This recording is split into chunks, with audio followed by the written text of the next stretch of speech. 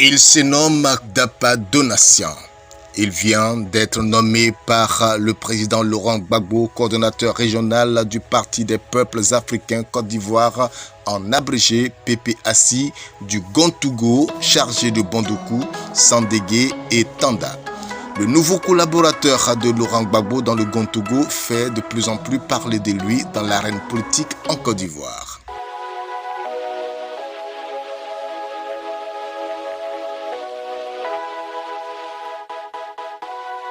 M. Donatien Dapa est juriste de formation, expert des marchés publics et des projets de partenariat public-privé. Il a été reconnu par la Banque mondiale après évaluation comme le meilleur contributeur dans le processus de passation de marché en Côte d'Ivoire. C'était dans le cadre du Benchmarking Public Procurement de 2017 initié par l'institution financière. Chef de service approvisionnement et marché au port autonome de San Pedro, son intervention en 2012 dans l'affaire Satarem Greensol avec le ministre de l'Environnement a favorisé le dénouement de cette passation de marché qui a fait couler beaucoup d'encre et de salive. Les marchés publics, c'est une matière passionnante. L'affaire Satarem Greensol, il s'agissait de quoi? Un appel d'offres qui a été mal passé. C'était devenu un ballon de ping-pong entre la presse et puis le ministère de l'Environnement d'une part, et puis entre le ministère de l'Environnement et puis l'Autorité nationale de régulation des marchés publics. Nous, de loin, nous étions encore en poste chef de service approvisionnement et marché au port autonome de San Pedro. Donc, de loin, nous avons essayé de donner notre point de vue et le lendemain, c'est dans les journaux, plus de 3 journaux ont titré « Affaire Satarem Greensol », un avis des juristes spécialistes en passation de marché. À la une, hein, et selon ce qui m'est revenu, c'est que M. Nonkarna, humble, a pris son équipe et ils sont allés vers Mme Ouloto, saluant également aussi son humilité. Elle est revenue à de meilleurs sentiments et le même jour, le marché a été cassé. En 2007, sous son service, la direction ivoirienne des marchés publics a reconnu le port autonome de San Pedro comme la meilleure société d'État en matière de passation de marché conformément au système de marché public. M. Dapa est diplômé des hautes technologies de passation de marché public des universités de spécialité de Montréal. Il fait partie des contributeurs dans l'évaluation des indicateurs Doing Business des marchés publics en Côte d'Ivoire. Chef d'entreprise, Donatien Dapa est cofondateur du bureau d'experts des marchés publics BUM Consulting. Le port autonome de San Pedro comme la meilleure des sociétés d'État en ce qui concerne la conformité de son système de passation de marché conformément au code des marchés publics. Ça nous a fait énormément plaisir quand le directeur général du port autonome de San Pedro en a eu connaissance. Il était si fier de son élément que j'étais. J'avoue qu'en la matière, nous avons assez de références. Au plan politique, M. Dapa est présent dans le milieu politique depuis 90 années du souffle démocratique en Côte d'Ivoire. Élève et étudiant par la suite, il était un militant actif de la FESI, Fédération estudiantine et scolaire de Côte d'Ivoire, auprès d'un nom comme Guillaume Soro, Charles Blé Goudé et encore Damana Picasse, actuel secrétaire général du PPACI. Et puis vous savez, en 90, cela, vous voyez, c'était l'effervescence. Il n'y a pas un qui peut dire qu'il est indifférent vis-à-vis de la politique. Bon, ça c'est en 96, c'est-à-dire à la naissance du multipartisme. Mais quand nous sommes arrivés à l'université, moi j'ai fait la fac de droit, vous savez, quand vous avez côtoyé des hommes comme Soro Diom qui était notre secrétaire général de la puissante FESI, quand vous avez pour délégué d'amphithéâtre Damana Adia Picasse, je le titille souvent par rapport à ces conditions d'élection. Nous, notre candidat était opposé c'est notre candidat qui a été balayé au profit d'Amana Picasso. Je ne reviens pas dessus, ça ce sont des méthodes fessistes. Ça c'est une cuisine interne, mais chaque fois qu'on aborde la question, on en rit. Des leaders syndicaux comme Blé Goudé, qui était le numéro 2 de Sorodium au niveau de la FESI. C'est vrai, nous n'étions pas dans le bureau de la FESI, nous n'étions pas, mais nous étions, on regardait les choses parce qu'on était intéressés, mais ce qu'on désapprouvait, avec un ami, on en riait souvent, c'est les bandeaux que la FESI attachait sur ses pieds comme des zoulous. Nous, c'est ce côté-là qui a fait que nous dit, affaire là, on aime, mais on ne va pas rentrer en plein. Mais on était quand même sympathisants, on était militants de la FESI. Et qui parle de FESI parle de la politique. En tant qu'homme épris de liberté, Donatien Dapa ne s'est pas très vite engagé dans un parti politique, mais de loin, son attachement à l'idéologie politique du président Laurent Gbagbo était sans contestation. On ne peut pas dire que vous n'avez pas fait la politique. Peut-être que vous n'avez pas de parti politique, mais vous faisiez la politique. Éminemment, moi je suis éminemment politique parce que je suis un homme de liberté. Peut-être que c'est cela, je ne suis pas inscrit très tôt dans les partis politiques. Mais en 93, 92, 93, vous savez, nous étions sympathisants. C'est vrai, on n'achetait pas la carte. Peut-être qu'on n'avait pas les moyens, ça il faut aussi le savoir. Mais on était friands des journaux de l'opposition. Moi, quand j'étais à Bondoukou, qu'est-ce que je faisais? Chaque soir que je descends de l'école, je fais une virée à la clinique du docteur, du médecin Diomandé. Médecin Diomandé, qui était aux grands endémies de Bondoukou, il était à la retraite.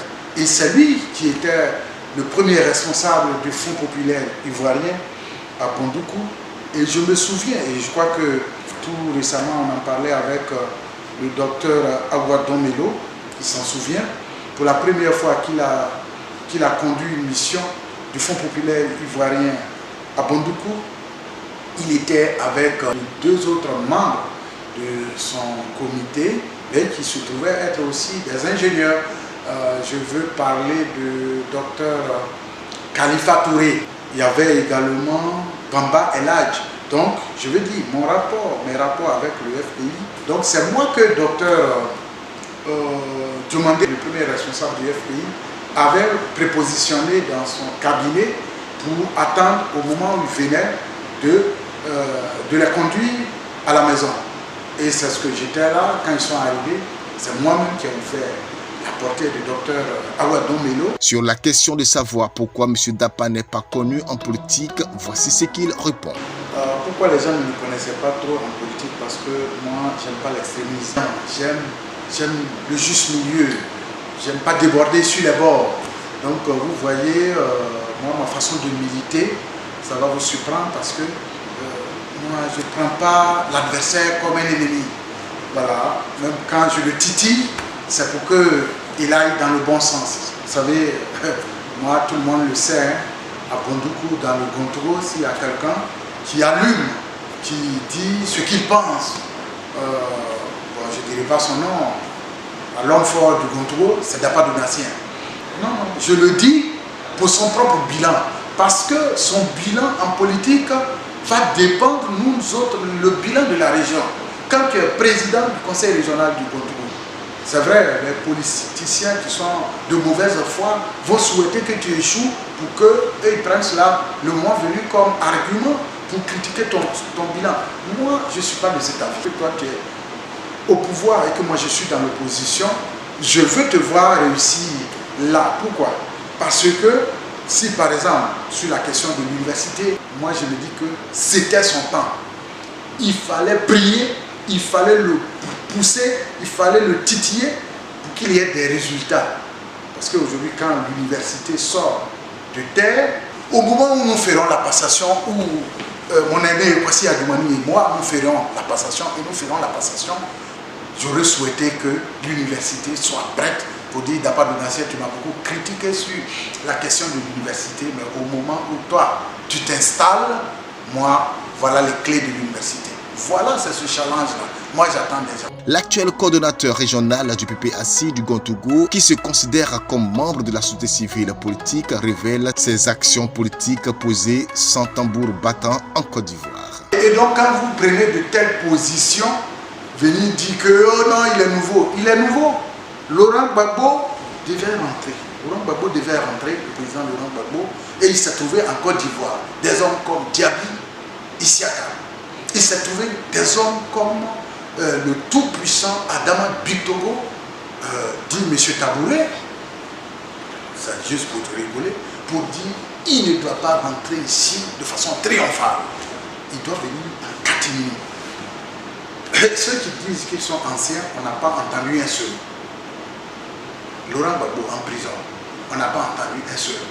Laurent Gbagbo jugé, on n'a pas entendu un seul pour dire, dans le contrôle, pour dire il faut qu'il rentre. Des gens protègent leur pain.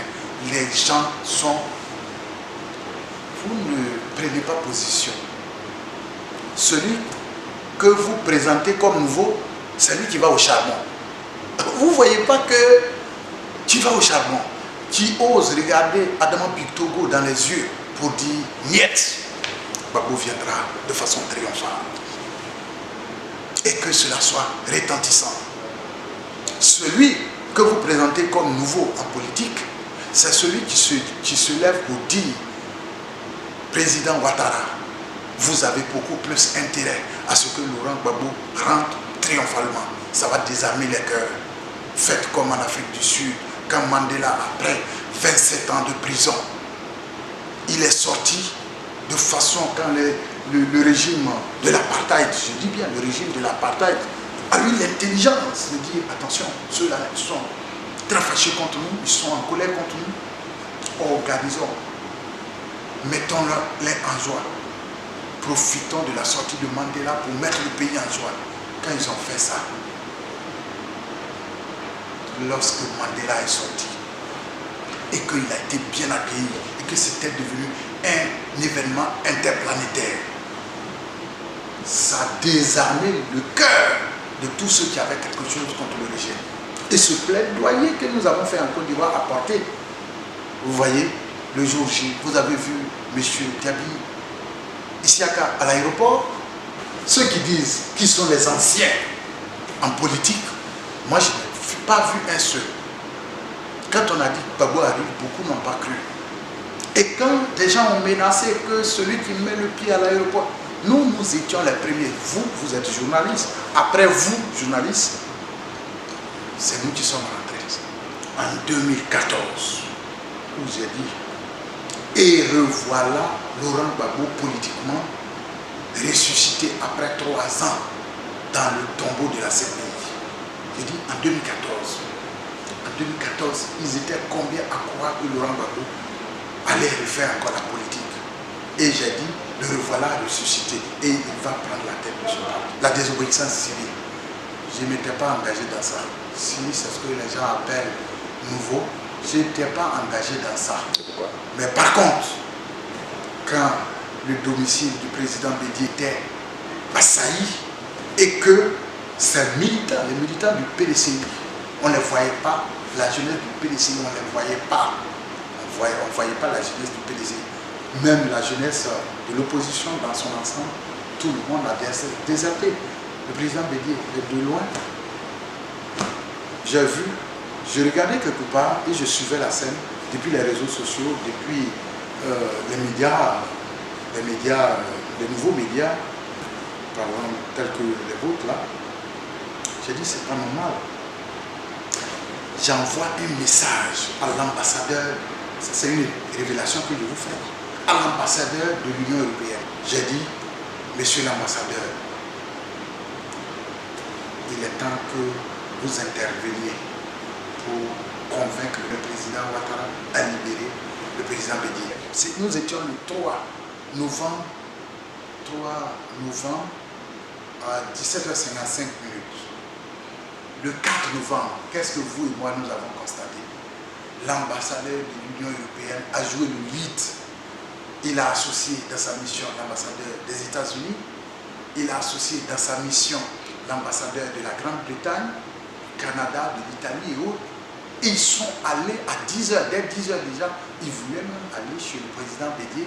Et c'est le président Bédié qui n'était pas préparé à cette éventualité-là, a dit que ce soit à 17 h ou 16 h, le temps que ses collaborateurs, dont Gaston Wasséna-Koné, soient là pour assister à l'audience. Le désormais homme politique officiellement déclaré est revenu sur le cas Yaokouma Ngeti. Ils viennent plaider ta cause pour que tu sois en de bons termes avec tes anciens camarades. Et qu'il le fait, s'il le fait et que par respect pour lui, il en sort une nomination, tu ne peux pas dire que tu n'es pas au courant. Et puis surtout que tu as fait acte d'adhésion. Quand un militant fait acte d'adhésion, depuis le jour quand tu quittes ta maison et que tu rentres dans le siège des partis politiques, tu fais acte d'adhésion, ça signifie en des termes très simples, tu te mets à la disposition pleine et entière du responsable de ce parti-là. Donc, il peut te nommer. Si c'est des nominations ministérielles, il peut te proposer à la nomination. Si on cherche peut-être des vigiles aussi et qu'on dit bon, il faut que ce soit un militant qui peut te proposer aussi pour être vigile. Donc que on te propose pour être coordonnateur ou vice-président ou ainsi. Il a le droit de te proposer ou même de signer. Tu vas dire que non, il ne m'a pas consulté. Le monsieur qui en un temps record devait nommer 500 personnes, là, tu penses qu'il a le temps? Ce n'est pas une affaire de copinage. Il voulait avoir, il pensait que tu étais volontaire. Bref, pour dire que nous avons fait cette sortie pour mettre les pendules à l'heure. Et on s'est rendu compte que, en fait, M. Nguetia avait déjà entrepris des démarches très bien poussées. Donc, la parenthèse d'Abouloussaï n'était qu'une petite goutte d'eau parce qu'il avait déjà goupillé son affaire. Il avait goupillé son affaire. Donc, pour conclure sur ce point, ce n'est pas d'Abouloussaï qui l'a introduit.